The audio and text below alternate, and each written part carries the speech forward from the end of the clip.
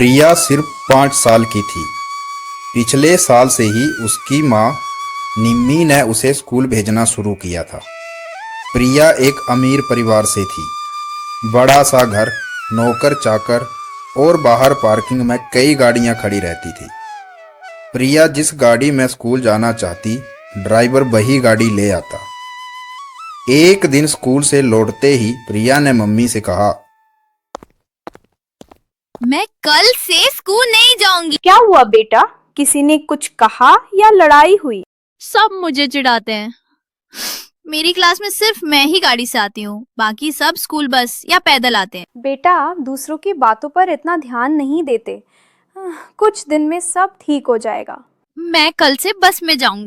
निम्मी जी ने बहुत समझाया, लेकिन वह अड़ गई। अगले दिन प्रिया स्कूल ही नहीं गई। तब निम्मी जी ने अपने पति प्रशांत जी से बात की। उन्होंने कहा, कोई बात नहीं, मैं स्कूल जाकर बात कर लेता हूँ। कुछ दिन बस से जाएगी, फिर मन बदल जाएगा। तीसरे दिन प्रिया पहली बार स्कूल बस में गई। उसे बहुत अच्छा लगा क्योंकि किसी ने उसे चिढ़ाया नहीं। धीरे धीरे स्कूल में उसकी दोस्ती बढ़ने लगी। अब वह हर दिन स्कूल बस में जाती और अपने दोस्तों के साथ खूब मस्ती करती। एक दिन स्कूल में पिकनिक की घोषणा हुई।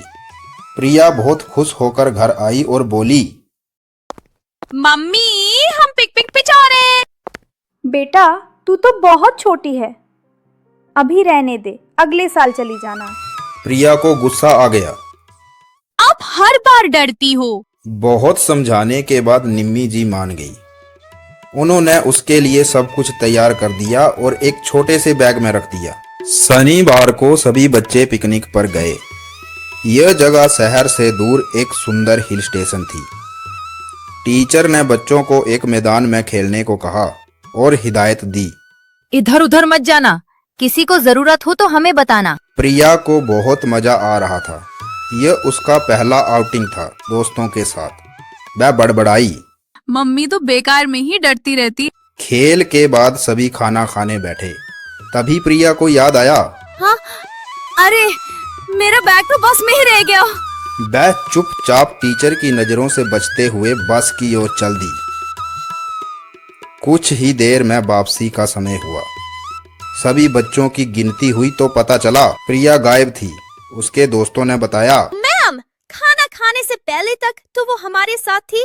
हाँ, फिर पता नहीं कहाँ चली गई, किसी ने देखा ही नहीं। टीचर घबरा गए। ढूंढने के बाद भी प्रिया का कोई पता नहीं चला। तभी गांव के कुछ किसान लौटते हुए दिखे। उनसे पूछताछ की तो एक किसान बोला, सब पिछले दिनों हमारे गांव से भी कुछ बच्चे गायब हुए, बहुत डर लग रहा है। प्रिंसिपल ने तुरंत पुलिस को खबर कर दी और प्रिया के माता पिता को भी बुलाया। जब निम्मी जी पहुंची तो रो रो कर उनका बुरा हाल था। जैसे ही बात गांव में फैली, एक किसान हरिया सामने आया और बोला, साहब, मैंने कलवा को किसी को कंबल में लपेट कर ले जाते देखा था। उसने कहा था कि ये उसकी बेटी है, लेकिन मुझे याद आया उसकी तो कोई बेटी है ही नहीं। पुलिस और गांव वाले तुरंत पुरानी हवेली पहुंचे। वहां एक बंद कमरे से रोने की आवाज आई। दरवाजा खोलने पर देखा प्रिया रस्सियों से बंधी थी। उसके पास 2 और बच्चे भी बंधे थे। कलुआ उन्हें अगली सुबह किसी भिखारी गैंग को बेचने वाला था। प्रिया को बचा लिया गया और कलुआ को रंगे हाथों पकड़ लिया गया। बाकी दोनों बच्चे भी अपने घर पहुंचा दिए गए। अगले दिन निम्मी जी ने पूछा तो उसने बताया, मैं बैग लेने बस गई थी, तभी किसी ने पीछे से पकड़ लिया और मुंह दबा दिया। फिर वो मुझे इस हवेली में ले आया और बांध दिया। प्रशांत जी ने उसे समझाया, बेटा, तुमने बहुत बहादुरी दिखाई। तुम्हारी वजह से 2 और बच्चों की जान बची है। प्रिया कई दिन तक चुप चुप रही, स्कूल नहीं गई। लेकिन एक दिन उसके सभी दोस्त उससे मिलने आए। वे उसके साथ खेलने लगे, हंसी मजाक किया। धीरे धीरे उसका डर दूर हो गया। कुछ ही दिनों में वह फिर से स्कूल जाने लगी। अब स्कूल में हर कोई उसे जानता था। छोटी सी बहादुर प्रिया, जो एक बड़े हादसे से निकलकर मुस्कुराना नहीं भूली।